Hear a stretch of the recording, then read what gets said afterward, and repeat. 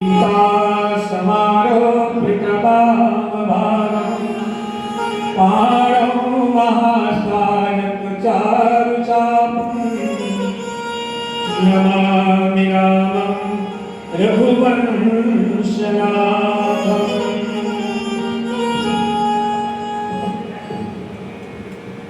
सिया मांडवी उर्मिला सुत कीरति बरबाम चारु रतन चारौ सुवन तुलसी करत प्रणाम।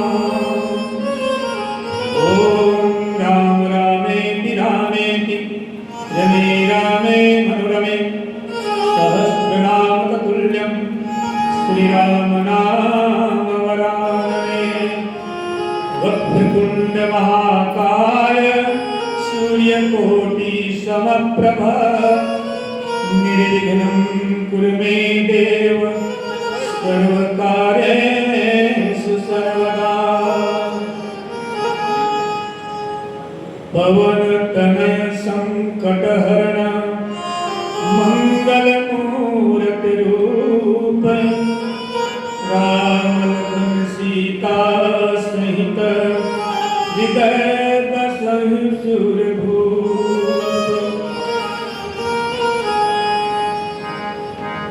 रामायण प्रारंभ सुनि आयहु चतुर सुजान सीतापति पद कमल युग पंक्ति बैठि हनुमान।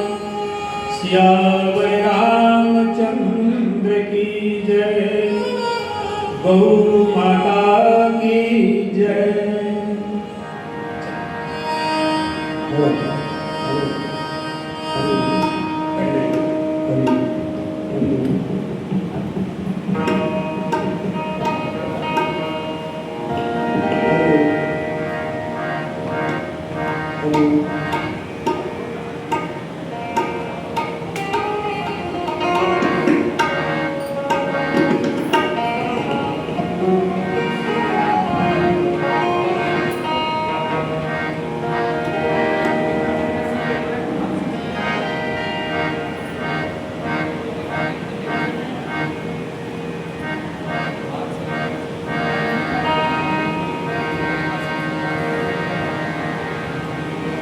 हरिओम हरिओम।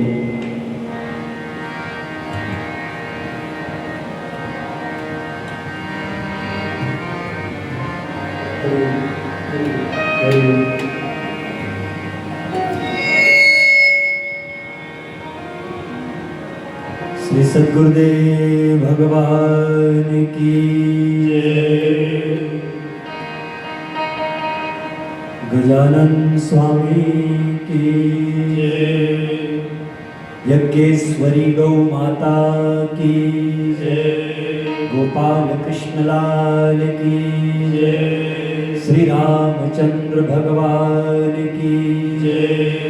पवन सुत हनुमान की जय। बोलिए विश्वनाथ भगवान की जय। आइए उस देव माता विश्व माता को नमन करते हुए यज्ञेश्वरी गौ माता की पावन स्तुति हम सब मिलकर करें। वो गौ माता हमको भक्ति शक्ति प्रदान करें।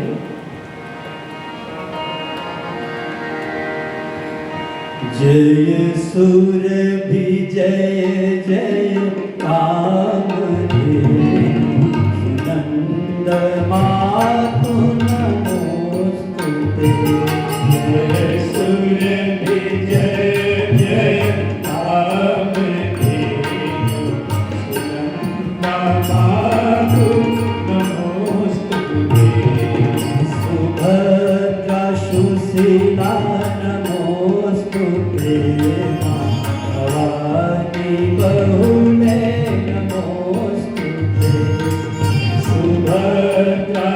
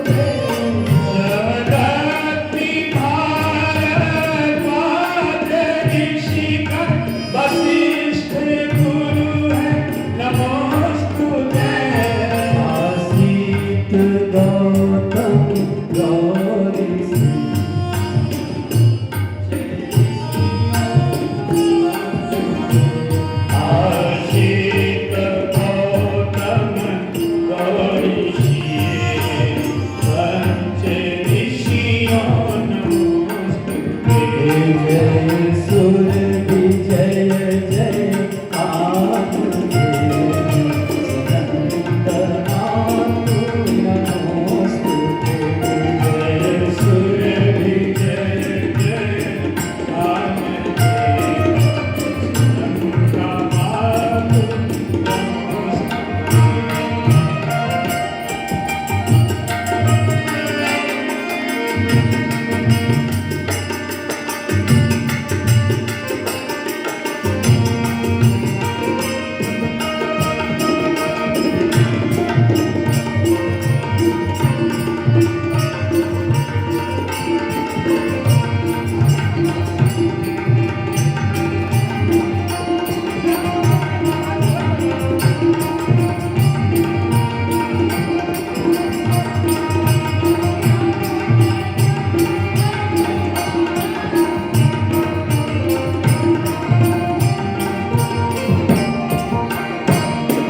प्रहलाद नारद पराशर पुंडरीक व्यास नमोस्तुते। प्रहलाद नारद पराशर पुंडरीक व्यास नमोस्तुते। अम्बरीष शुक शौनक प्रभु भीष्मदादा नमोस्तुते। अम्बरीष शुक शौनक प्रभु भीष्मदादा नमोस्तुते। जय सुर भी जय जय कामधेनु सनंदनाथ नमोस्तुते। जय सुर भी जय जय आपके सनंदनाथ नमोस्तुते। रुद्रमाता अर्जुन जय जय वसिष्ठ विभीषण नमोस्तुते।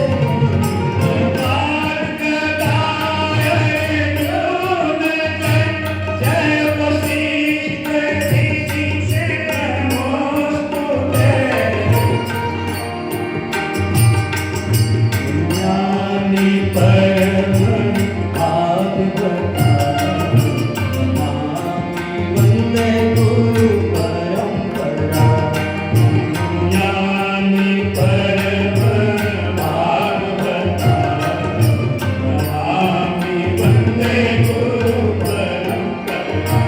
श्री राम रघुनंदन प्रभु सिय जानकी मान नमोस्तुते।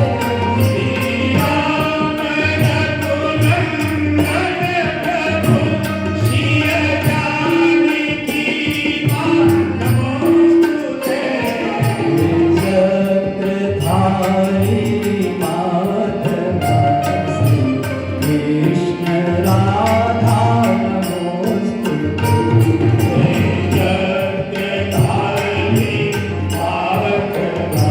श्री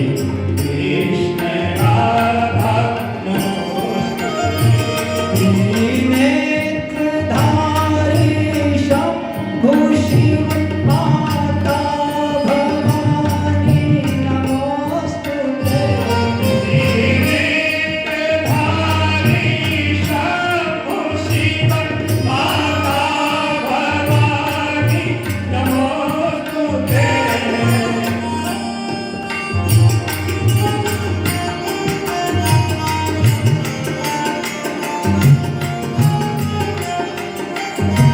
तैंतीस कोटि देवगण गणपति गणेश नमोस्तुते। 33 कोटि देवगण गणपति गणेश विद्यादायनि सरस्वती विद्याददाति नमोस्तुते। विद्यादायनि सरस्वती विद्या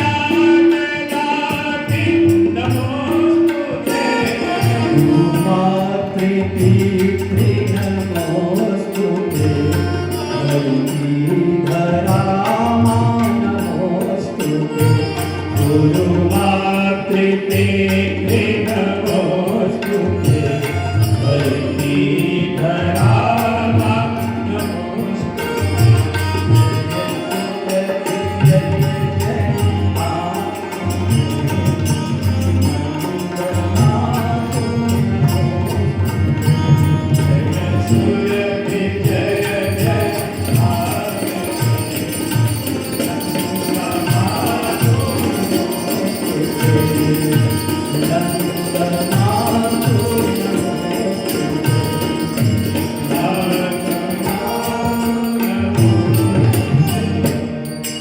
बोलिए गौ माता की गोपाल कृष्ण लाल की श्री रामचंद्र भगवान की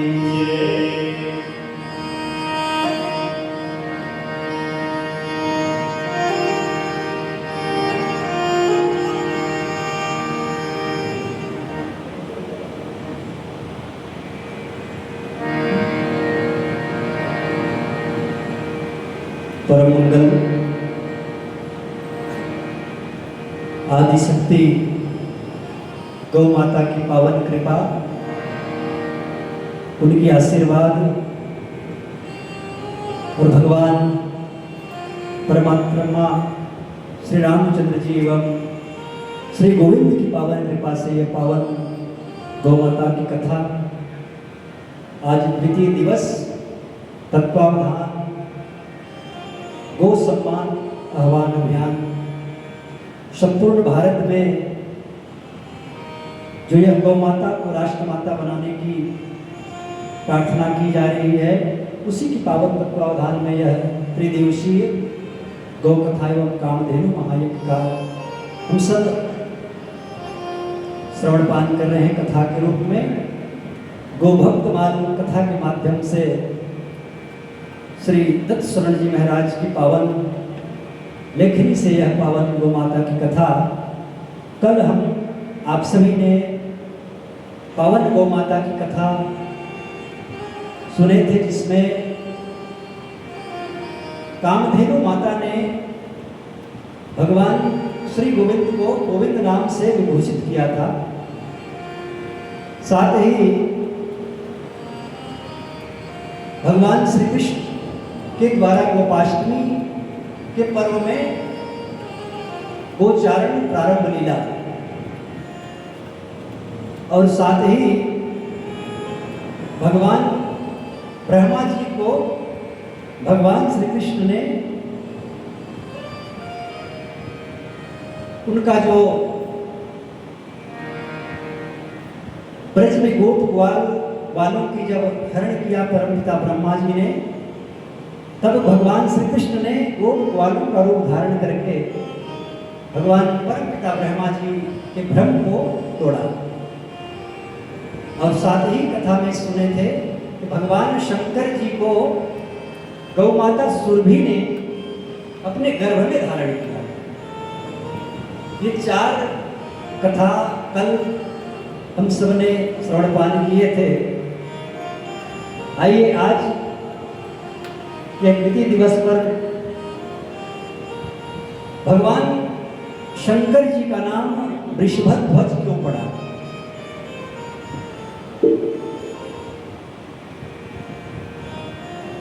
ये प्रश्न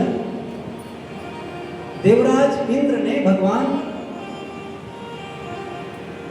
ब्रह्मा जी से पूछा कि हे परमपिता, आप हमें कृपा करके वह कथा सुनाइए, क्योंकि ये गौ माता की कथा ऐसी आई हुई है, ऐसी कथा है जिसके वाचन करने वाले स्वयं भगवान ब्रह्मा जी हैं। अन्य कथा हम श्रवणपान करते हैं जिनमें पुराणों की कथा व्यासों के माध्यम से कथा गाई जाती है, परंतु यह कथा जो है गौ माता की कथा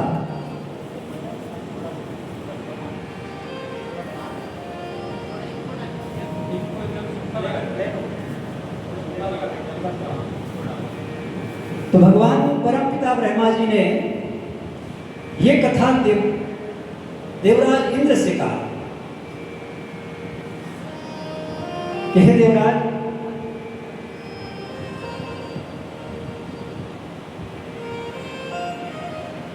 आइए हमारे बीच हमारे परम गौ सेवक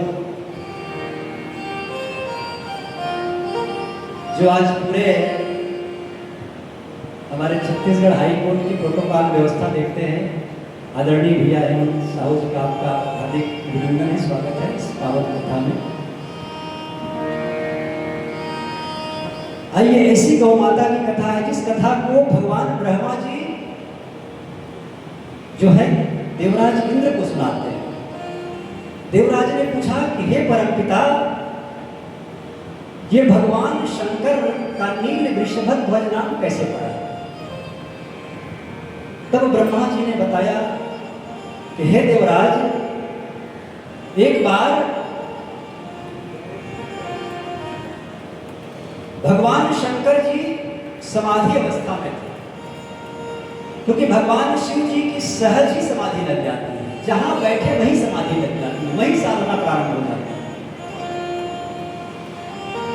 और जब साधना समाधि लगाए हुए थे, उसी समय क्या घटना घटी कि जो माता सुरभि के संतान थे, जिनका नाम था मनोरथ, और ये मनोरथ भी भगवान शंकर जी के साथ प्रकट हुआ था। कल की कथा में हम सुने थे कि भगवान शंकर और ये मनोरथ एक साथ माता सुरभि के गर्भ से प्रकट हुए। तो ये मनोरथ जो माता सुरभि के संतान हैं, ये गोलोक धाम पर विचरण कर रहे थे, और विचरण करते करते उसी स्थान पर आए जहां भगवान शिव जी समाधि में बैठे। और माता सुरभि का दुग्ध पान करके आया था मनोरथ। और आप सभी लोग देखेंगे कि जब गाय के बछड़े बछिया जब दूध भी कराता है तो मुख में झाग बनता है, तो मनोरथ का भी मुख में झाग बन रहा था, और वो झाग नीचे की ओर गिरने लगा, क्योंकि वो झाग बना रहे थे मुख में। और वो झाग जब नीचे गिरा तो भगवान शंकर जी समाधि अवस्था में थे, उनके जटाओं में आकर के वह समाने लगा, उस बछड़े का झाग मुख का। अब जैसे ही झाग पड़ा तो भगवान शिव जी की समाधि खुल गई, और जब समाधि खुला तो भयंकर कोप किया है भगवान शिव ने, और कोप करते हुए तीसरा नेत्र प्रकट कर दिए। बोलिए शंकर भगवान की जय। आइए भगवान शिव जी की पावन थोड़ा सा चरित्र गाथा, उनकी महिमा गाते हैं।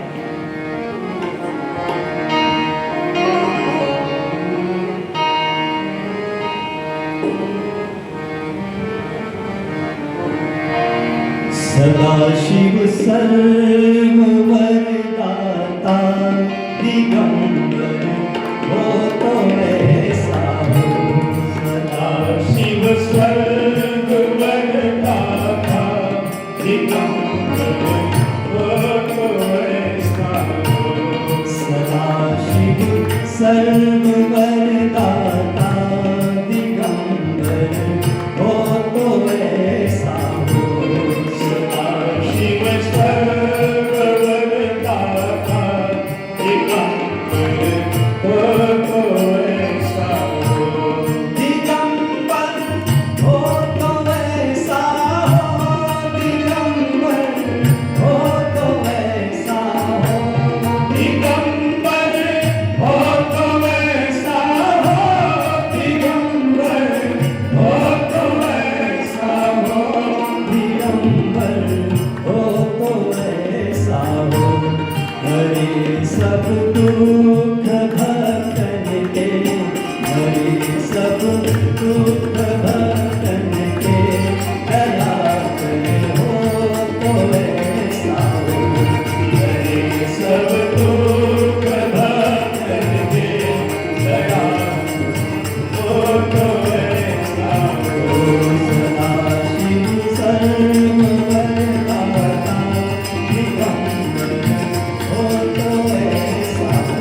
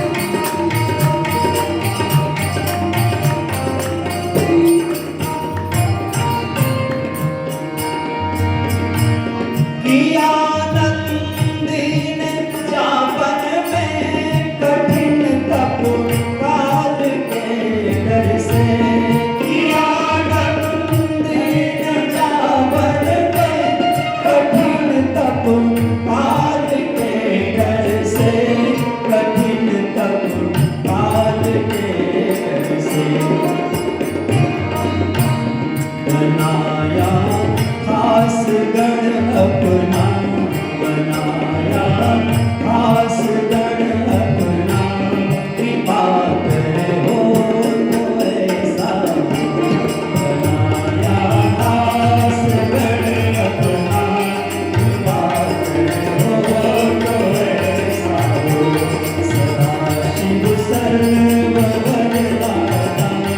दया करे हो तो ऐसा हो, शिव स्वर्ग वरदाता, दया करो तो ऐसा हो।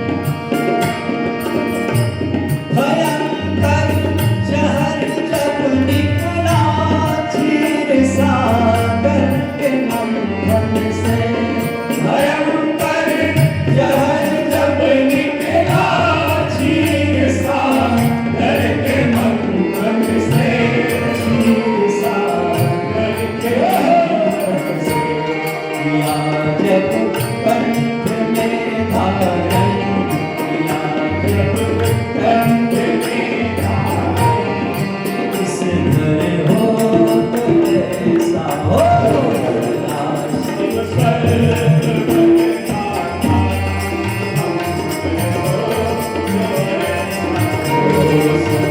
शिव सर्ववरदाता, दया करे हो तो ऐसा हो, शिव स्वर्ग वरदाता, दया करो तो ऐसा हो। दिगंबर हो तो ऐसा हो, दिगंबर हो तो ऐसा हो। बोले शंकर भगवान की जय।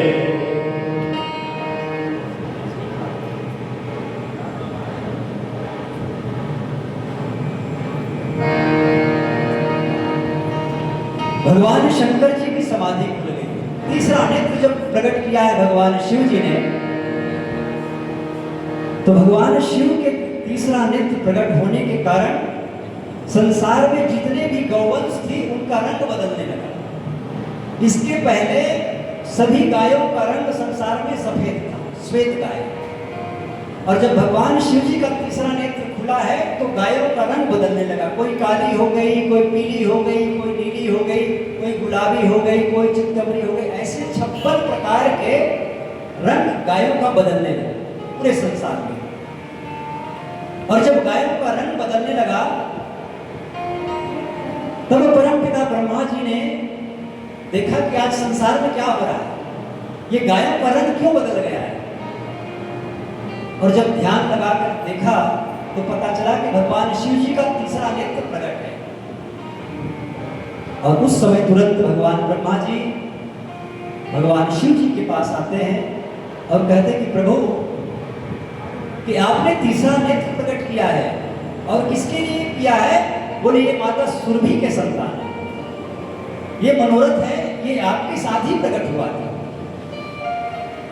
और जैसे भगवान शिव जी ने सुना कि माता सुरभि के संतान है तो भगवान शिव जी उठ करके खड़े हो गए और उस मनोरथ को जब देखा तो उसने माता सुरभि का स्तुति किया है, आवाहन किया है, क्योंकि क्षमा चाहिए भगवान शिव जी को, क्योंकि तीसरा नेत्र प्रकट हुआ है। भगवान शिव जी के तीसरा नेत्र के कारण संसार में सभी गायों का रंग बदल गया है। और भगवान शिव जी ने प्रार्थना किया है, नमो देव्यै महादेव्यै सुरभ्यै च नमो नमः, गवां बीज स्वरूपायै नमस्ते जगदम्बिके, पंच गावः समुत्पन्ना मध्ये माने महोदधो तासां मध्ये भूयानन्दा दिव्यै तस्मै नमो नमः। जैसे भगवान शंकर जी ने स्तुति किया है माता सुरभि का, सुरभि माता भी प्रकट हो और भगवान शिव जी से कहा कि हो भोलेनाथ, आपने कोप किया है भगवान शंकर जी और ये आपके भाई हैं। तो भगवान शिव जी ने कहा कि हे माता, मुझसे बड़ा अपराध हो गया है, क्योंकि संसार में सबसे बड़ा अपराध है वो है गौ अपराध। चाहे हम गाय को मानसिक रूप से उनको परेशान करे, तंग करे या दुख पहुंचाए, या फिर शारीरिक रूप से प्रत्यक्ष रूप में। तो भगवान शंकर जी कहते हैं कि हे सुरभि माता, मैंने आपके ऊपर, आपकी संतान के ऊपर मैंने कोप किया और इसलिए आपसे मैं क्षमा चाहता हूं, आप मुझे क्षमा करने की कृपा करें। और हे माता, मैं यह भी कामना करता हूं कि मैं जब नेत्र खोलूं तो सामने आप हो और नेत्र बंद करूं तो सामने आप हो। ये भगवान शंकर जी ने माता सुरभि से प्रार्थना किया और यह आशीर्वाद के रूप में माता सुरभि से मांगा। तब माता सुरभि कहती है, हे वत्स, जिसके ऊपर आपने कोप किया है, अतः मैं इस अपने सूत को ही आपको प्रदान करती हूँ। और माता सुरभि ने अपना निज सूत मनोरथ को भगवान शंकर जी को समर्पित कर दिया। बोलिए शंकर भगवान की जय। ये मनोरथ को भगवान शंकर जी को प्रदान कर दिया माता सुरभि ने, अपने संतान को दे दिया और कहा कि हे भोलेनाथ, ये आपकी सेवा करेंगे और आप उनकी सेवा करेंगे। भगवान शंकर जी की सवारी के रूप में नंदी नहीं है। और हमने कल भी बताया था कि हम लोग आज अध्ययन तो करते हैं पर अर्थ का अनर्थ करते हैं। अब ये बताइए, भगवान शिव जी का अगर सवारी होता शिव नंदी बाबा, तो क्या एक दूसरे के मुख सन्मुख होता? ऐसे होता? आप चाहे भोलेनाथ के मंदिर कहीं भी चले जाइए, आप बिल्कुल सन्मुख होता है और भगवान शिव जी समाधि लगाए हुए हैं और सामने नंदी है। इसीलिए शिव जी की पूर्ण परिक्रमा नहीं किया जाता, नहीं करते, क्योंकि सन्मुख दोनों के एक दूसरे का जो नेत्र है वो मिला हुआ है और उसके बीच में हम विघ्न बाधा नहीं डाल सकते। इसलिए पूर्ण जो है परिक्रमा का निषेध है। तो भगवान शिव जी ध्यान लगाते हैं किनका? नंदी का। नंदी के स्वरूप माता सुरभि का, क्योंकि माता सुरभि ने उनको जीवन दान दिया था। कल की कथा में हमने जब सुने थे कि भगवान शिव जी को जब ऋषियों ने श्राप दिया था, संपूर्ण शरीर जलने का जो श्राप दिया था, उस श्राप को के कारण भगवान शिव जी का संपूर्ण शरीर जलने लगा था। तो माता सुरभि के गर्भ में भगवान शंकर जी 9 माह तक विराजमान हुए और 9 माह बाद भी वो प्रकट हुए। तो यही कृपा माता सुरभि की भगवान शिव जी को प्राप्त हुआ था। इसलिए भगवान शिव के देवालय शिवालय में सदा ही नंदी महाराज विराजमान होते हैं। आइए प्रमाणित करते हुए कथा का। वृषभध्वज विष्णुनाम शिव पशुपति विष्णुध्वज विषभाम शिव पशुपति विषभावन कियो। सुरभि बछड़ा दूध तेन शिव ऊपर डारो। सुरभि बछड़ा दूध तेन शिव ऊपर डारो।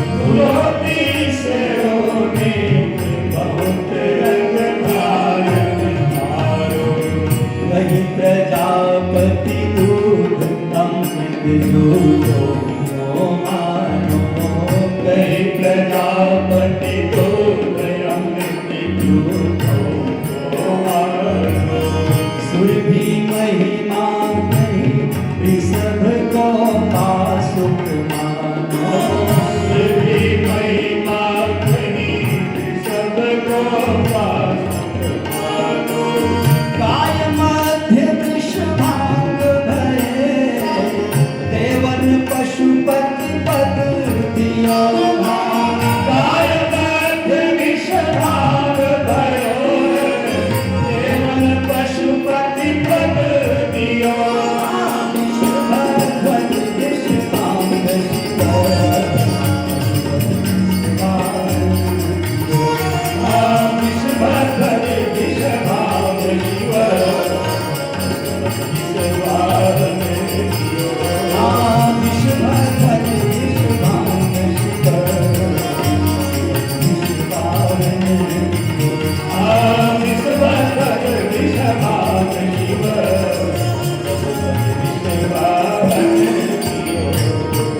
बोलिए विश्वध्वज भगवान की जय। इस प्रकार भगवान शिव जी का नाम वृषभध्वज शिव पड़ गया और भगवान शंकर जी सदैव नंदी के साथ विराजमान होते हैं। और यही नंदी का नाम पहले मनोरथ था। बाद में ये जब ब्रज में गए नंद भवन में, और नंद बाबा ये नंद की उपाधि है। ये जो भगवान श्री कृष्ण के जो पिताजी जिसको हम कहते हैं ना नंद बाबा, ये नंद उपाधि है। जिसके पास 9 लाख गैया होती थी उस समय, उसको नंद कहा जाता है। और 9 से आधा जिनके पास होता था उनको उपनंद कहा जाता था। ये उपाधि है। जैसे ब्रह्मा जी का नाम उपाधि है ना? उसी प्रकार से ये नंद की उपाधि है। तो उस समय ये मनोरथ ब्रज में नंद के यहाँ चला गया और नंद के यहाँ क्यों गया? तो ये भगवान शिव जी और नंदी का एक बड़ा सुंदर कथा है स्कंद पुराण कि कुछ कारण से नंदी बाबा जो पहले मनोरथ नाम था ये नाराज होकर के चले गए ब्रज, और ब्रज में जाकर के ये नंद बाबा के जो गौवंश थे ना, गायों के बीच में ये समा गए। अभी इनकी लीला थी मनोरथ बाबा का, और इसमें नाम परिवर्तन होना था, नाम बदलना था, इसलिए ये नंद बाबा के गायों के झुंड में चला गया। और बहुत दिन तक जब ये वापस नहीं आया मनोरथ, तो भगवान शिव जी खोजते खोजते आए और ब्रज में आए, और ब्रज में आकर के देखे तो ये मनोरथ उन्हीं गौवंश के बीच में ये आहार विहार कर कई दिन तक, क्योंकि नंद बाबा के यहाँ 9 लाख गैया थी, इसलिए इनको बड़ा अच्छा लगा। और उसके बाद जब भगवान शिव ने कहा कि मनोरथ चलो हमारे साथ, तो मनोरथ ने कहा कि बाबा अभी नहीं जाऊंगा, और अगर आप मुझे ले जाना चाहते हैं तो नंद बाबा से आज्ञा लीजिए, क्योंकि मैं नंद बाबा के गौवंश में शामिल हो गया। तो भगवान शिव जी ने नंद बाबा से ये मनोरथ को मांगा। तो नंद बाबा ने कहा कि प्रभु आपको तो मैं ये मनोरथ को प्रदान कर दूंगा, पर ये हमारे इस राज्य में इतने दिन तक रहे, हमारे गौशाला में इतने दिन तक रहे, तो हमें क्या मिलेगा? तो भगवान शिव ने कहा हे नंद बाबा आप चिंता न करो, आपके नाम से ही हम इनका नामकरण कर देते हैं, आज से इनका नाम नंदी हो जाता है। इस प्रकार उस मनोरथ जी महाराज का नाम नंदी पड़ जाता है। तो वे अलग अलग कल्पों की कथा है, और अलग अलग कल्पों में जैसे देवताओं का नाम बदलता है, परिवर्तन होता है, कोई उन्हें माधव कहते हैं, कोई मुरारी कहते हैं, कोई त्रिपुरारी कहते हैं, कोई गोविंद कहते हैं, कोई गोपाल कहते हैं। ऐसे ही भक्तों का नाम भी बदलते रहता है।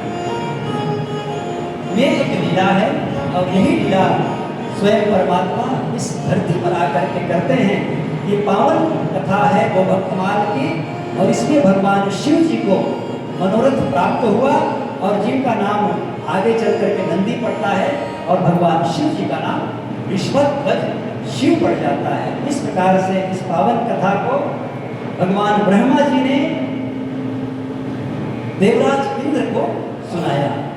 तब देवराज इंद्र ने बहुत प्रश्न पूछा है भगवान ब्रह्मा जी से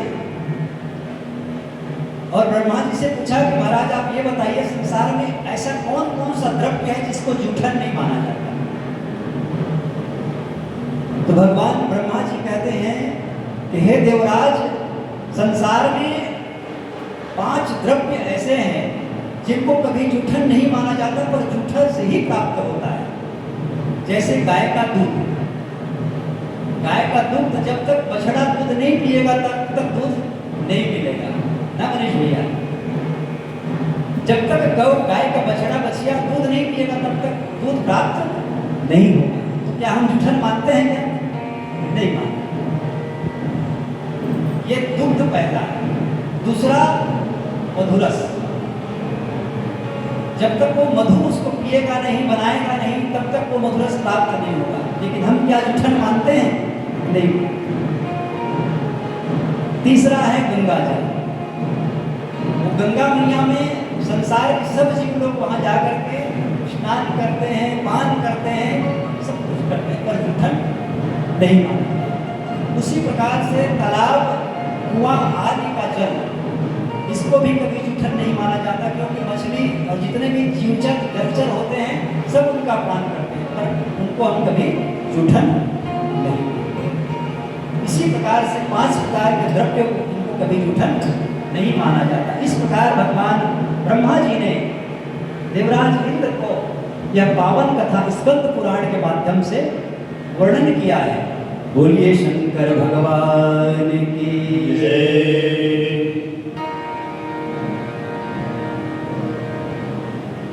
आइए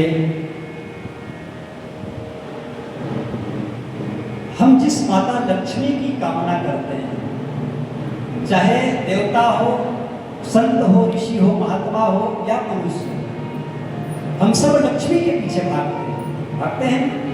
और लक्ष्मी सबको चाहिए, चाहे धर्म करना हो, कर्म करना हो, पुण्य करना हो, पूजा करना हो, पाठ करना हो, यज्ञ करना हो, कथा करना हो, चाहे कुछ भी कार्य करना हो, सबसे पहले हमको लक्ष्मी की आवश्यकता हो। पर ये लक्ष्मी क्या चाहती है? लक्ष्मी माता कहाँ जाकर के झुकती है और कहाँ जाकर के वंदना करती है, स्तुति करती है। सारा संसार लक्ष्मी के पीछे भागती है, पर वो माता लक्ष्मी ये कहाँ आकर के विवादन कर रही है। बहुत सुंदर कथा है। भगवान वेदव्यास जी ने इस पावन कथा का रसपान कराया है महाभारत के अनुशासन पर्व। अनुशासन पर्व में राजा जन्मेजय ने प्रश्न किया है, क्योंकि सभी कथा के वाचक भी है और श्रोता भी है।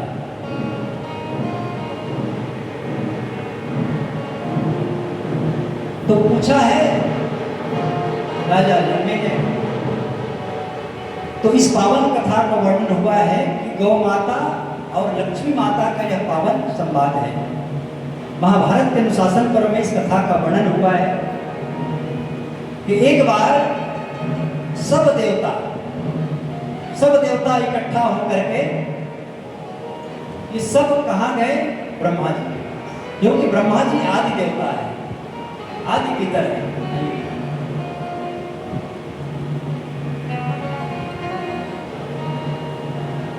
आइए आप सभी पावन कथा में आप सभी गौभक्त पधारे हैं, और ये 5 जो गौभक्त पधारे हैं ये बिलासपुर शहर के,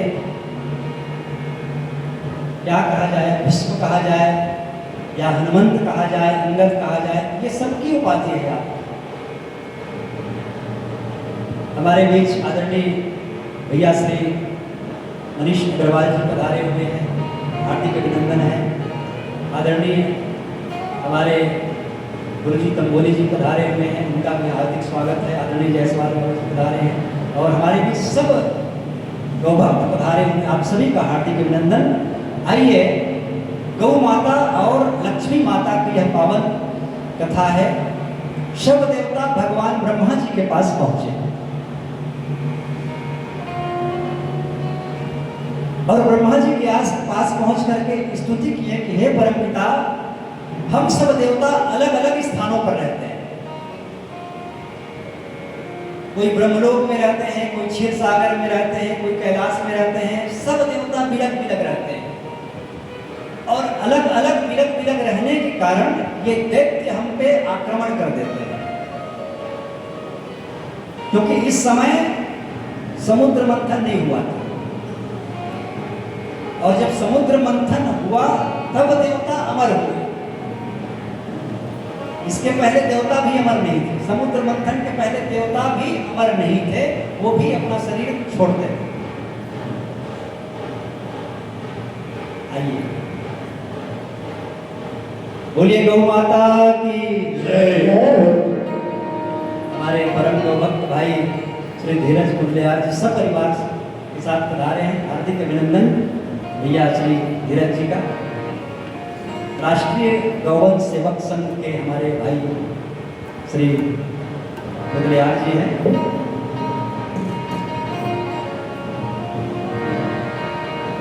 इनके द्वारा निरंतर गौ माता की पावन कथा होती है रामायण चौक चाटीडीह में। आइए गौ सम्मान आह्वान अभियान आप सभी का हार्दिक अभिनंदन करती है।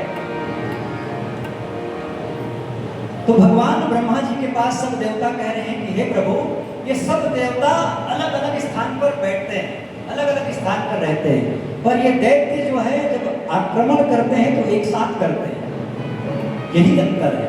आज भी आप देख लीजिए, हम लोग अच्छे लोग इकट्ठा नहीं हो पाते,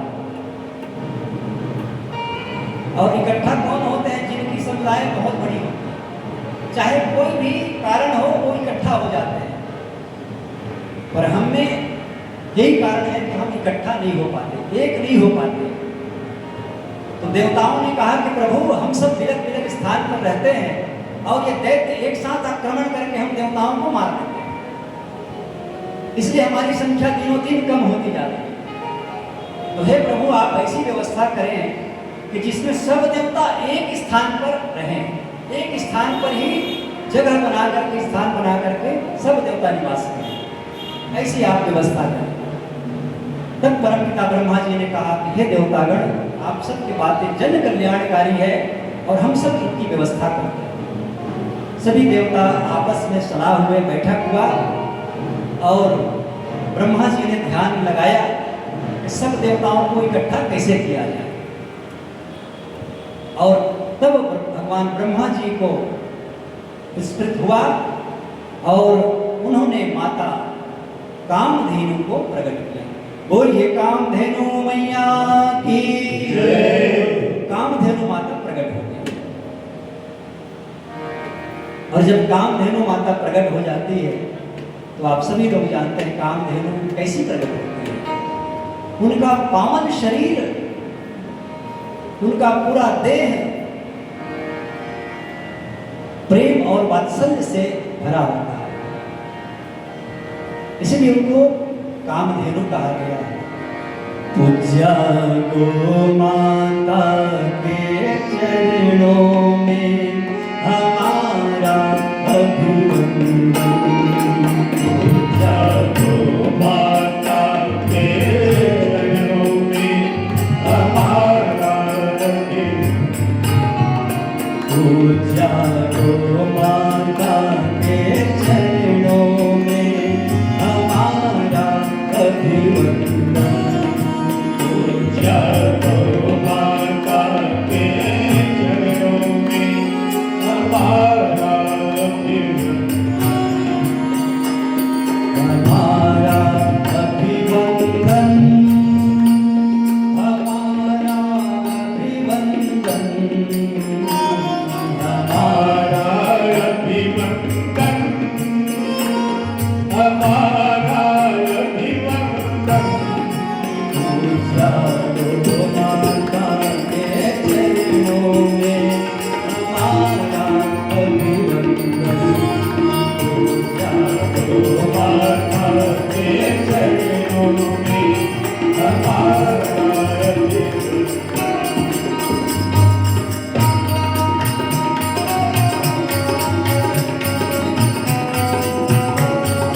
बोलिए गौ माता की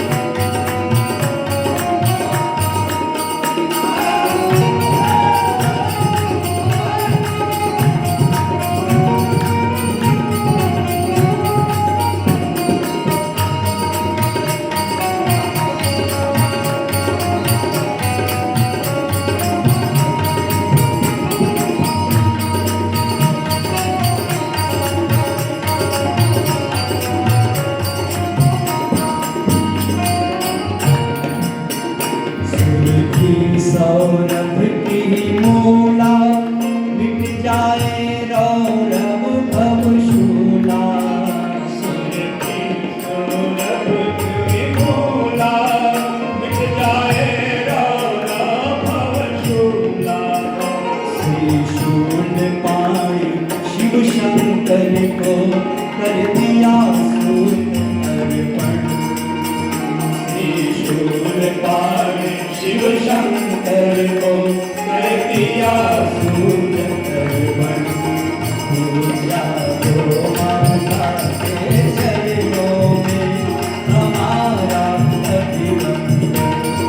पूजा दो माता के चरणों में हमारा अभिवंदन।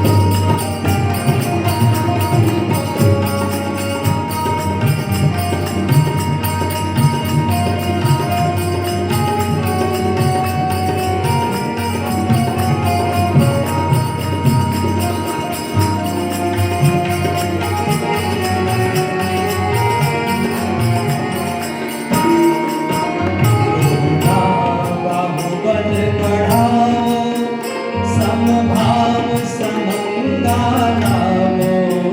बहुधा बाहुबल बढ़ाओ, समभाव समंगा लाओ। भक्तो भय निर्भय करो, आहो घर घर में पालन। भक्तो भय निर्भय करो, माता हो घर घर में पालन। माता के चरणों में हमारा अभिवंदन। पूजा दो माता के चरणों में हमारा अभिवंदन। पूजा दो माता के चरणों में हमारा अभिवंदन। पूजा दो माता के चरणों में हमारा अभिवंदन। पूजा दो माता के चरणों में हमारा अभिवंदन। पूजा दो माता के चरणों में हमारा अभिवंदन। कामधेनु मैया प्रकट हो गई। सभी देवताओं ने माता कामधेनु को शीश नवाया है और वह माता वात्सल्य रूप में प्रकट हुई थी। भगवान ब्रह्मा जी ने कामधेनु माता की स्तुति किया है। कामधेनु माता ने कहा कि हे देवतागण, आप सबने मुझे क्यों पुकारा, कैसे याद किया? तब परमपिता ब्रह्मा जी सभी देवताओं के पार्षद के रूप में कहते हैं कि हे कामधेनु माता, हम सब देवता आप में निवास करना चाहते हैं। क्योंकि सब देवता बिलक बिलक स्थान पर रहते हैं, इसलिए हम सब देवता आपके पावन शरीर पर बैठना चाहते हैं, स्थान बना करके निवास करना चाहते हैं। तब माता कामधेनु कहती है, हे देवतागण, यह तो मेरा परम सौभाग्य है कि आप सब देवतागण मेरे शरीर पर निवास करें। तो सर्वप्रथम परमपिता ब्रह्मा जी गौ माता की 7 परिक्रमा किए और 7 परिक्रमा करने के बाद उस गौ माता कामधेनु में विराजमान हुए, उनके शरीर पर बैठ गए और पृष्ठ भाग पर ब्रह्मा जी आए गौ माता के। और ये जो डील होता है गौ माता के, तो कहते हैं ये भगवान ब्रह्मा जी का जो जूड़ा है, जूड़ा, ये स्थान यही ब्रह्म स्थान माना गया है। ब्रह्मा जी सर्वप्रथम आए, फिर सब देवता बारी बारी से माता कामधेनु के शरीर पर विराजमान होते गए। और जब सब देवता आ गए, भगवान शंकर जी अग्रभाग में विराजमान हुए गौ माता के दोनों नेत्र के बीच में, अर्थात मस्तक में क्या। भगवान सूर्य देवता आए, गौ माता के नेत्रों पर विराजमान हुए। भगवान चंद्र आए, गौ माता के दूसरे नेत्र पर विराजमान हुए। और राहु केतु सब आए। भगवान शनि देवता आए गौ माता के श्रृंगों में। इसलिए कहा जाता है जिनको शनि लगा हो तो आप अन्य स्थानों पर तो जाते हैं किसी किसी के कहने पर वहां वो कार्य सिद्ध नहीं होता, क्योंकि उसको आपने बनाया। किसी पत्थर पे हम काली पोत करके हम कहें कि शनि देवता है और हमारे सब शनि का हरण कर ले, वो सिद्ध ही नहीं है, तो आपके शनि का कैसे हरण होगा? जिस स्थान पर देवताओं ने वास्तव में जिस शनि देवता को बैठाया है उस स्थान पर आप जा करके उनकी सेवा करें, तब आपका शनि राहु सब समाप्त हो जाएगा, मिट जाएगा। तो शनि देवता आए गौ माता के श्रृंग में। तो जिनको शनि लगा हो, अगर कोई बता दे तो भैया आप कुछ मत करो, थोड़ा सा तेल ले लो फल्ली का या सरसों का या जो भी तेल आपको मिले उपलब्ध हो, गौ माता जो घर में है उस गौ माता के दोनों सिंह पर आप तेल लगा दीजिए। ज्यादा नहीं, 2 शनिवार, 3 शनिवार, 7 शनिवार, जैसे आपको ठीक लगे, शनि देवता शांत हो जाता है। ये उपाय धीरज भैया का है, धीरज भैया ने बताया है। तो शनि जिनको लगा है आप श्रृंग में आप तेल लगा के मालिश करना। जिनको राहु लगा है तो राहु देवता गौ माता के गल कंबल पर विराजमान। गाय का जो गल कंबल होता है, गले में जो मांस होता है ना, उसको आप ऐसा सहला दीजिए। तो आप देखना कितनों भी मारने वाले गाय या बछड़े हो, आप थोड़ा सा उनका गल कंबल को सहला देंगे तो आसानी से आपके पास वो सिद्ध हो जाता है, तुरंत सिद्ध हो जाता है।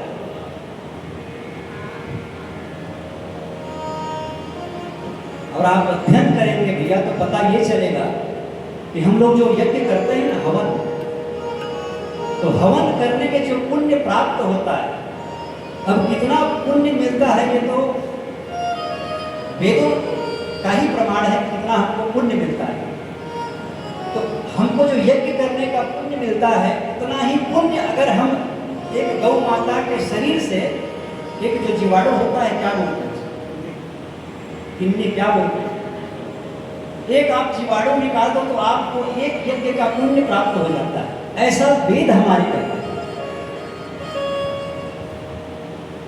क्योंकि जिस गौ माता में 33 कोटि देवता निवास करते हैं वो कोई साधारण हो नहीं सकते। अच्छा एक बात और बताइए, संसार में सबसे श्रेष्ठ किस जीव को माना गया है? संसार में जितने जीव हैं, प्राणी हैं, उसमें हम भी आते हैं। ये सारे संसार में किस प्राणी को अच्छा माना गया, सर्वश्रेष्ठ माना गया? आइए हमारे श्री रामचरितमानस सिद्ध करता है क्या? बड़े भाग्य मानुष तन पावा, बड़े भाग्य मानुष तन पावा, बड़े भाग्य मानुष तन पावा, बड़े भाग्य मानुष तन पावा, सुर दुर्लभ सद्ग्रंथ ही गावा, सुर दुर्लभ सद्ग्रंथ ही गावा, सुर दुर्लभ सद्ग्रंथ ही गावा, सुर दुर्लभ सद्ग्रंथ ही गावा, बड़े भाग्य मानुष तन पावा, बड़े भाग्य मानुष तन पावा, बड़े भाग्य मानुष तन पावा, बड़े भाग्य मानुष तन पावा, बड़े भाग्य मानुष तन पावा। ये सबसे दुर्लभ अगर कोई जीवन है तो कहते हैं मनुष्य जीवन, है ना? क्योंकि मनुष्य जीवन ऐसा है, इसमें समझने की सामर्थ्यता है। संसार में कोई भी जीव को हम हंसता हुआ नहीं देख सकते। देखे हैं क्या किसी जीव को हंसता हुआ? अगर हंसते भी होंगे तो हम नहीं समझ पाते, पर मनुष्य की जो क्रिया है वो हम सब समझ सकते हैं। पर दुर्भाग्य की बात यह है, अब उसको दुर्भाग्य ही कहा जाए, कि आज मनुष्य की भाषा मनुष्य भी नहीं समझ सकता। आज हम जहाँ रहते हैं, यहाँ से 1000 किलोमीटर चले जाए तो हम उनकी बात नहीं समझ पाएंगे। मनुष्य की भाषा हम मनुष्य नहीं समझ पाते, तो हम जीवों की भाषा कैसे समझ पाएंगे? और सतयुग में तो जीवों से मनुष्य बात करते थे। तो भैया संसार में सबसे बड़ा जो प्राणी है, जिसको हम मनुष्य कहते हैं, तो ये बताइए, मनुष्य का मल, अगर मनुष्य सर्वश्रेष्ठ है तो उसका मल, जिसको हम सबसे ज्यादा बड़े गंदगी देखते हैं, वो तो शुद्ध नहीं है ना, अशुद्ध है। यहां तक किसी देवताओं के भी मलमूत्र को शुद्धिकरण के हिसाब से नहीं कहा गया है, वर्णन नहीं किया गया है। और संसार में, पूरे सृष्टि में, पूरे वेद पुराण में हम जाकर के देखें तो केवल गौ माता का ही गोबर और गोमूत्र ऐसा है जो परम पवित्र कल्याणकारी है, जिसके मल और जिसके गोमूत्र से जो देवता निवास कर रहे हैं उनका भी उसी से अभिषेक होता है। जब मूर्ति की स्थापना होती है तो सर्वप्रथम उसको गोबर गोमूत्र से ही स्नान कराते हैं, फिर पंचगव्य से स्नान कराते हैं। तो जिनके गोबर और गोमूत्र इतना पवित्र है तो वह गौ माता कितनी पवित्र है, ये बड़ा ही सोचने की बात है, विचार करने की बात है। जिनके हम मल को कहा जाए, अर्थात गोमय, गोमय में ही लक्ष्मी का निवास है। ये कथा चल रही है, ये गोबर की कथा है, और ये गोबर के ऊपर बड़े बड़े रिसर्च हुआ है। कल भी बताए थे, प्रैक्टिकल कुछ उदाहरण बताए थे कि गोबर में क्या क्या होता है। जब गीला गोबर होता है, जब गौ माता गोबर करती है, उस समय उसमें 21% ऑक्सीजन पाया जाता है। भैया रिसर्च करिएगा गूगल पे, गीले गोबर में 21% ऑक्सीजन। जब वो सूख जाता है गोबर, तो उसमें 32% ऑक्सीजन। जब उसको हम जलाते हैं, वो कंडा बन जाता है, राख बन जाता है, तो उसमें 33% ऑक्सीजन पाया जाता है। और जो लगा लेता है, छोटा सा भस्म भी लगा लेता है, तो उसको दिन भर ऑक्सीजन प्राप्त होता है। इसीलिए साधु संत इतने ठंड में केवल भभूति लगा करके वो विचरण करते हैं। क्यों करते हैं? क्योंकि उनको तुरंत हर समय हर क्षण ऑक्सीजन प्राप्त होता है। इसलिए तो भगवान शंकर जी विराजमान है। और क्या लगाते हैं अपने शरीर पर? बता मैं क्या करूं तेरी रातों की फेर का, बता मैं क्या करूं तेरी रातों के फेर का, बता मैं क्या करूं तेरी रातों की फेर का, बता मैं क्या करूं तेरी रातों के फेर का। की भभूत में है खजाना कुबेर का, चुटकी भभूत में है खजाना कुबेर का, ओ चुटकी भभूत में है खजाना कुबेर का, चुटकी भभूत में है खजाना कुबेर का। गंगधार मुक्तिकार ओंकार तू, हे गंगधार मुक्तिकार ओंकार तू, गंगधार मुक्तिकार ओंकार तू, हे गंगधार मुक्तिकार ओंकार तू। आयो शरण तिहारी प्रभु तार तार में, आयो शरण तिहारी प्रभु तार तार में। कैलाश के निवासी नमो भारत नमो भारत आयो शरण तिहारी प्रभु तार तार में, आयो शरण तिहारी प्रभु तार तार में। आयो शरण तिहारी प्रभु तार तार में। आयो शरण तिहारी प्रभु तार तार में। इतनी महिमा है गौ माता की गोबर की। अगर गोबर की ही कथा सुनाए तो 9 दिन लग जाएगा, क्योंकि ज्ञान, विज्ञान और आध्यात्म ये तीनों हैं गाय के गोबर में। इसीलिए तो बाबा गुरु गोरखनाथ जी का जन्म ही गाय के गोबर से हुआ। इसीलिए तो उनका नाम गोरखनाथ पड़ गया। सुने हैं ना कथा, ये गुरु गोरखनाथ जी का कहां से जन्म हुआ था? तो गाय के गोबर से प्रकट हो गया, क्योंकि स्वामी मत्स्येंद्र नाथ जो परम सिद्ध पुरुष हुए, क्योंकि मत्स्येंद्र नाथ जी को भगवान शंकर जी से ही मंत्र विद्या प्राप्त हुआ था। जब भगवान शिव जी माता भवानी को मंत्र विद्या दे रहे थे, ये 3 प्रकार के जो मंत्र है, शाबर मंत्र, घोर मंत्र और शास्त्रिक मंत्र, ये तीनों प्रकार की विद्या जब भगवान शंकर जी मां भवानी को प्रदान कर रहे थे, उस समय ये मत्स्येंद्र नाथ, उस समय क्योंकि भगवान ब्रह्मा जी के तेज से ये मछली के गर्भ में प्रादुर्भाव हो गया, क्योंकि सृष्टि का समय था, भगवान ब्रह्मा जी का जो तेज था वो धरती पर गिरा था, 3 स्थान पर, अलग अलग स्थानों पर गिरा था, और वह स्थान पर अलग अलग ब्रह्म तेज के कारण महाशक्ति वहां पर प्रकट हुआ। भगवान ब्रह्मा जी का एक बूंद ब्रह्म तेज गिरा धरती पर नैमिषारण्य में, तो जब नैमिषारण्य में गिरा ब्रह्मा जी का ब्रह्म तेज, तो वहां 88,000 ऋषियों का जन्म हुआ नैमिषारण्य में। और दूसरा बूंद ब्रह्म तेज गिरा धरती पर गौ माता सुरभि के गोबर में,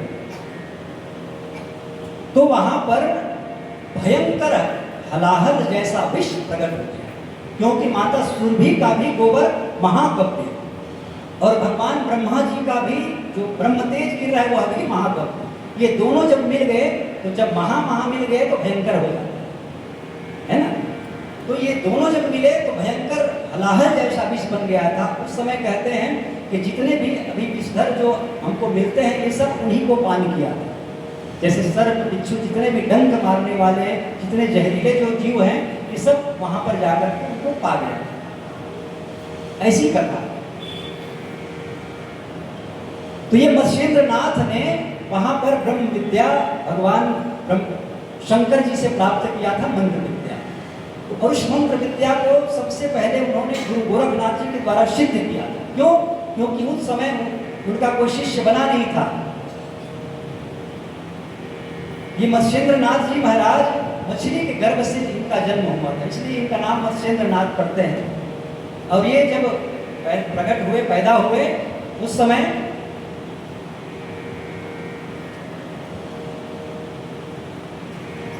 मछुआरे ने इनका पालन किया था, मत्स्येंद्र नाथ का। और जब ये 5 वर्ष का हुआ तो ये चले गए जहां गंगा मैया प्रकट हुई, गौमुख से गंगा की धारा। कहाँ से प्रकट होती है गंगा मैया? सब लोग जाते हैं गंगा माँ की दर्शन करते हैं, श्रद्धा से प्रणाम करते हैं, पर ये नहीं सोचते कि गंगा मैया कहाँ से प्रकट होती है। हमने गंगा जी को तो श्रेष्ठ मान लिया, पर गौमुख से गंगा की धारा, गौमुख से गंगा की धारा, गौमुख से गंगा की धारा, गौमुख से गंगा की धारा,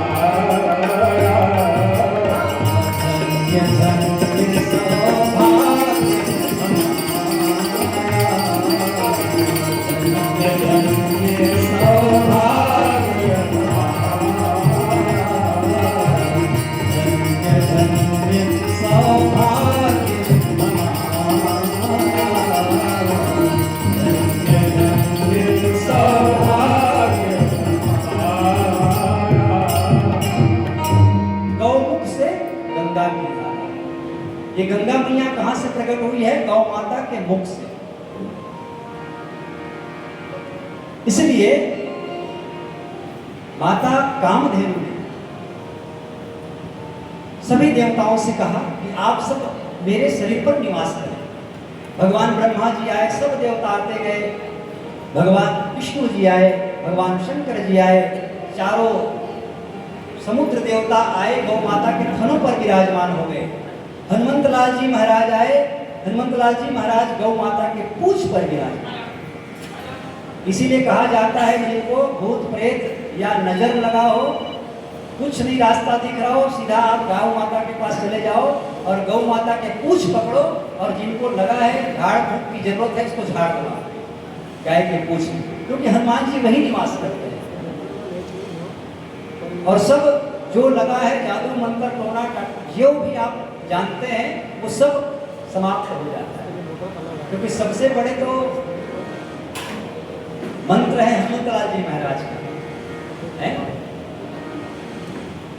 तो हनुमंतलाल जी महाराज गौ माता के पूंछ पर विराजमान होता है।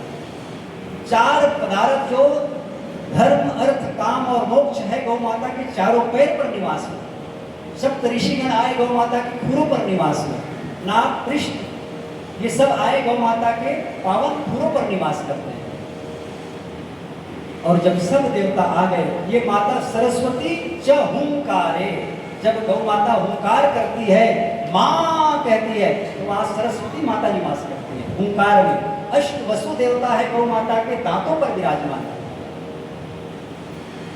सब देवता आ गए, पर ये दो देवी जिसको हम महान कहते हैं, ये माता लक्ष्मी और माता गंगा, ये दो माता नहीं आई। क्यों नहीं आए? क्योंकि इनको भी थोड़ा ठसक था। ठसक मतलब होता है आत्मसम्मान भी कहा जा सकता है, पर यहाँ आत्मसम्मान नहीं है, यहाँ पर अहंकार की बात है कि हम महान हैं, सब तो हमारे पर आकर के निवास करते हैं, सब हमारे जल में स्नान करते हैं, सब हम में आकर के पवित्र होते हैं, हम भला क्यों किसी के शरीर में जाएं? तो माता गंगा भी नहीं आ रही थी और माता लक्ष्मी भी, क्योंकि माता लक्ष्मी को भी था कि सब तो हमारी जय जयकार करते हैं, भला हम क्यों किसी के शरीर में जाएं? पर देखा सब तरफ से तो देवता खाली हो गया, सब देवता कहाँ चले गए? गौ माता के शरीर में। माता लक्ष्मी के भी स्वामी है भगवान विष्णु जी, वो भी गौ माता के शरीर में आ गए। अब लक्ष्मी माता कहाँ जाए? सब देवता तो यहाँ विराजमान हो गए, 33 कोटि देवता आकर के बैठ गए। अब गंगा मैया और माता लक्ष्मी ने देखा कि बहन अब तो कोई दिख नहीं रहा, हम ही दोनों दिख रहे हैं, तो बोले कैसे चलेगा जीवन, हमको भी जाना चाहिए। अब ये थोड़ा सा उनका जो ठसक था वो कम हो गया, बोले बहन चलो चलते हैं, देखते हैं क्या स्थिति है। अब माता लक्ष्मी और गंगा मैया ये दोनों दौड़ते हुए आए उसी स्थान। अब देखिए तो पूरे गौ माता के शरीर पर 33 कोटि देवता विराजमान हो चुके थे। अब ये गौ माता का नाम सर्वदेवमयी गौ माता हो गया था। बोलिए सर्वदेवमयी गौ माता की जय। सब देवता निवास करते। अब ये बताइए हमारे यहाँ देवता कितने हैं? 33 कोटि भी कहते हैं, 33 करोड़ भी कहते हैं ना भैया, 33 करोड़ देवता भी कहते हैं। तो एक यहाँ पर प्रश्न है कि हमने सुना है कि दान देना चाहिए, है ना, दान देना चाहिए देवताओं के निमित्त। जैसे हम आकर के यहाँ पर दान देते हैं, दान पेटी में डालते हैं, पैसा रुपया जो भी हमसे बन सके, तो दान कितनी देनी चाहिए? कोई उसका राशि फिक्स है? नहीं, जितनी हमारी सामर्थ्यता है उतना हम दान दे सकते हैं, पर कितना दान? कम से कम और ज्यादा से ज्यादा। तो कम से कम में तो सुना है कि पहले कम से कम 1.25 रुपया है माता जी, 1.25 रुपया दान, उससे छोटा दान नहीं होता, कम से कम 1.25 रुपया। तो 1.25 की बात छोड़ो, क्योंकि 25 पैसा चलता नहीं, एक सिक्का ही मान लो 1 रुपये दान, 25 पैसा भी छोड़ देते हैं, चलिए 1 रुपये दान अगर हम देवता को देते हैं, तो इतने लोग बैठे हो, तो बताइए कोई एक देवता को 1 रुपये दे सकते हैं क्या? एक देवता कश्यप जी दे सकते, यूनिवर्सिटी जो आए हैं, बोलिए। अब ये हमारे लिए नहीं है, अपने जेब में ही रखिएगा, हाँ नहीं, अपने ही जेब में रखिए, हमको आवश्यकता नहीं ना तो आपको मंदिर में देना। ये उदाहरण है। हाँ, बोलिए। 1 रुपया दे सकते हैं क्या एक देवता को? दे सकते हैं। अब ये बहुत छोटा प्रश्न नहीं है, बहुत बड़ा प्रश्न है। सबसे छोटा दान है 1.25 रुपया, 1.25 में 25 पैसा छोड़ देते हैं, 1 रुपये दान करना है एक देवता को। तो मेरे को तो लगता है कि पूरे बिलासपुर में क्या पूरे छत्तीसगढ़ पूरे भारत में कोई ऐसे मनुष्य नहीं होगा जो एक देवता को 1 रुपये भी दान दे सके, क्योंकि 33 करोड़ देवता है और 33 करोड़ रुपया पैसा देने का कौन सामर्थ्यता रखता है? कोई दे सकता है? नहीं दे सकता। इसीलिए अगर एक गौ माता को हम प्रसन्न कर लें, एक गौ माता को हम चारा खिला करके, वो क्या खाती है? हीरा मोती कोई जवाहरात नहीं खाती है। जो हम खाते हैं काजू किशमिश बादाम छोहारा ऐसा चीज नहीं खाती है। जो हम केला खाते हैं, सेव खाते हैं, वो नहीं खाती। हम तो छिलका देते हैं ना माँ को, केला हम खाते हैं, छिलका गौ माता को देते हैं, उसी को प्रसन्न हो जाती है। आप 10 केला लीजिए, 10 केले के खुदे आप खाइए, माता को आप छिलका खिलाइए, वो भी गौ माता प्रसन्न हो जाती है। आप एक गौ माता को प्रसन्न करते हैं तो 35 करोड़ 35 कोटि जो देवता मंदिरों में निवास कर रहे हैं, सब देवता एक साथ प्रसन्न हो जाते हैं, क्योंकि सभी देवता गौ माता के शरीर पर निवास करते हैं। इसलिए सब देवताओं को प्रसन्न करने की आवश्यकता नहीं है, केवल एक गौ माता को हम प्रसन्न कर लें, सारे देवता प्रसन्न हो जाएंगे, सब देवता उनके शरीर पर निवास करते हैं। ये हम नहीं कहते, वेद कहता है। अगर हम वेदों की बातों को मानते हैं तब हमारे ऋग्वेद उच्चारण कर रहे हैं, सब देवता निवास करते हैं। अब माता लक्ष्मी और माता गंगा दौड़ते हुए आई और देखी कि सब देवता तो बैठ चुके हैं। तो माता लक्ष्मी कहती है, देवी हम कहाँ जाएं? क्योंकि ये पूरे गौ माता के शरीर पर तो सब देवता बैठ के, हमारे लिए स्थान ही नहीं बचा है, कहाँ जाए?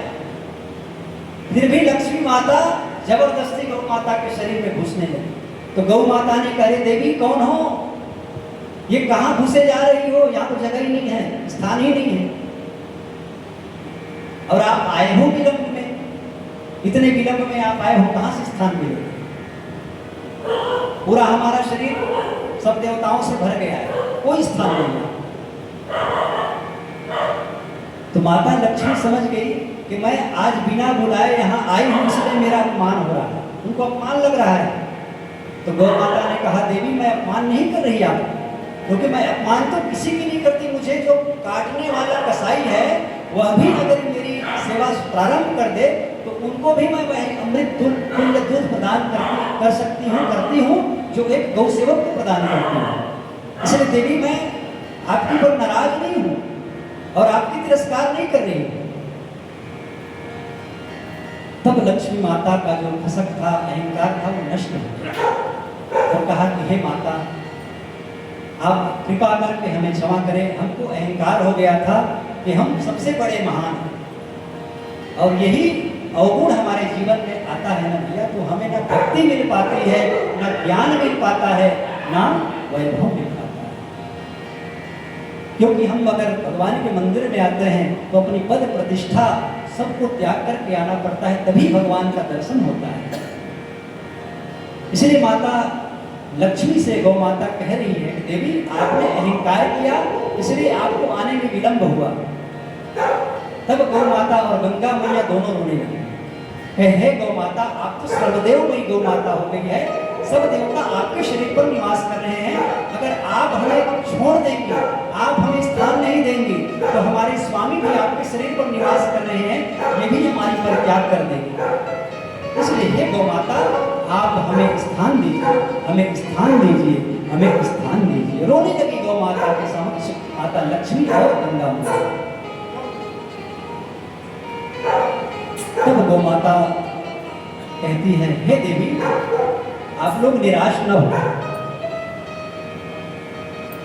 तब माता गंगा कहती है, हे माता आप तो माँ हैं, करुणामयी हैं, ममतामयी हैं, आप कृपा करें, दया करें, करुणा करें।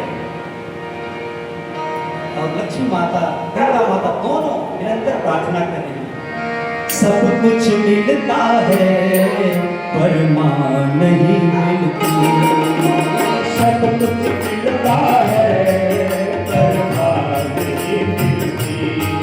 हाँ सब कुछ मिलता है पर मां नहीं मिलती। हाँ सब कुछ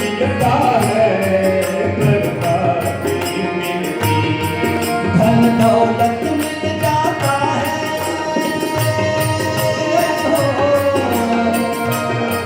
धन दौलत मिल जाता है, पर मां नहीं मिलती। सब कुछ मिलता है पर मां नहीं मिलती। सब कुछ मिलता है पर मां नहीं मिलती।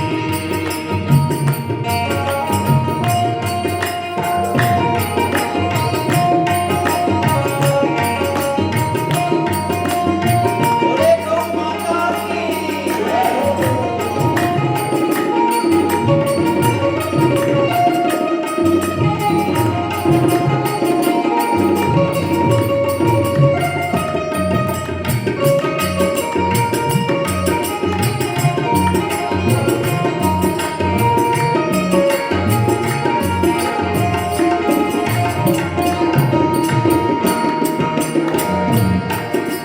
मामा कहकर जन्म लिया, मामा ने घर जन्म दिया।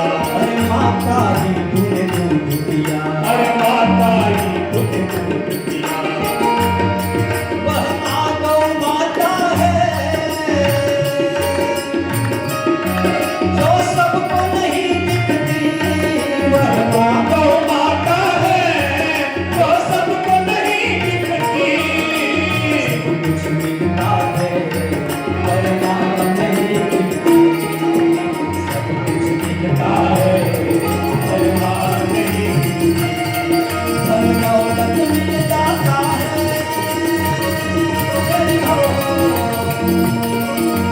दौलत मिल जाता है, पर मां नहीं मिलती। सब कुछ मिलता है पर मां नहीं मिलती। सब कुछ मिलता है पर मां नहीं मिलती। सब कुछ मिलता है पर मां नहीं मिलती। सब कुछ मिलता है पर मां नहीं मिलती। लक्ष्मी माता और गंगा मैया दोनों की अहंकार टूट गया। तब गौ माता कहते देवी निराश न हो, क्योंकि माँ के पास जितने भी उनके संतान होते सबके लिए बराबर की हिस्सा वो रखती है। माँ छुपाना जानती है, किसके लिए? अपने संतान के लिए छुपाती है ना। और जो सबसे छोटा है उसके लिए ज्यादा छुपाती है। ये अनुभव होता है सबका, जिनको माँ से प्यार मिलता है छोटे के लिए सबसे ज्यादा होता है, क्योंकि छोटा रहता है। क्योंकि मैं भी छोटा था अपने घर में, तो रात में कोई खाने की चीज आता था तो जानते हैं कि सवेरे ये सो गया है पर सवेरे मंगेगा, तो माँ उसके लिए पहले प्रबंध कर देती है कि सवेरे इनको मिलना चाहिए, तो छुपा देती है। ये गौ माता भी छुपाती है। आप देखिए, जब गौ को दोहने वाला आता है ना गौ, तो चाहे कितना भी दोहन कर ले गौ माता का, गौ माता अपने बछड़े बछिया के लिए छुपा लेती है, ऊपर चढ़ा लेती है दूध, और जब उनके बछड़े आते हैं तो फिर छोड़ देती है दूध। ये छुपाना, ये गौ माता अपने संतान के लिए छुपाती है।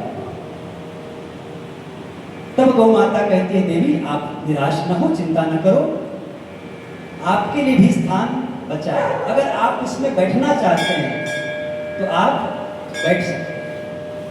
और तुरंत गौ माता ने नाम उच्चारण किया कि मेरा गोमय अर्थात गोबर स्थान रिक्त है, खाली है, अगर आप उस पर बैठना चाहते हैं तो हे देवी आप आकर के विराजमान हो। और दूसरा कहा गौ माता ने कि हे देवी मेरा एक स्थान और बचा है, अर्थात गौमूत्र जिसको हम कहते हैं, ये परम पवित्र होता है, कोई भी स्थान बिना गौमूत्र के शुद्धिकरण नहीं होता। गोबर और गौमूत्र दो स्थान रिक्त है, अगर आप दोनों देवी उसमें बैठना चाहते हैं तो आकर के आप विराजमान हो जाए। माता लक्ष्मी ने अपना सौभाग्य माना और माता गंगा ने अपना सौभाग्य माना, और गौ माता के गोबर और गौमूत्र में आकर के वो विराजमान हो गए। गोमय वस्ते लक्ष्मी, ये हमारे ऋग्वेद उच्चारण कर रहे हैं, वेदों की बात है, गोमय मस्ते लक्ष्मी। कहाँ बैठ रही है लक्ष्मी माता? तो गौ माता के गोबर में। इसीलिए तो हम गोबर की पूजन करते हैं, गोवर्धन बनाते हैं, लक्ष्मी पूजन करते हैं, दीपावली मनाते हैं, तो गोवर्धन किसका बनाते हैं? गोबर का। इसीलिए बनाते हैं, सबसे बड़ा धन गोबर में ही है। अगर आज भी हम गाय के गोबर के महत्व को समझने लगे तो ये आज जो मारामारी हो रहा है ना गैस सिलेंडर, ये बिजली आदि के लिए, ये सब खत्म हो जाएगा। क्योंकि एक गौ माता के गोबर जो है एक परिवार के लिए वो भोजन उसमें बन सकता है।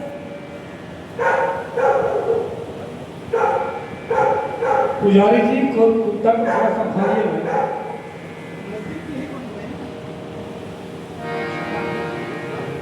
इसलिए गोबर और गोमूत्र ये दोनों परम कल्याणकारी है। गौ माता के गोबर और गोमूत्र पे आकर करके माता लक्ष्मी और गंगा मैया निवास करते हैं। गंगा माता गोमूत्र में आकर के निवास करती है। बोल हरि हरि हरि बोल, गोविंद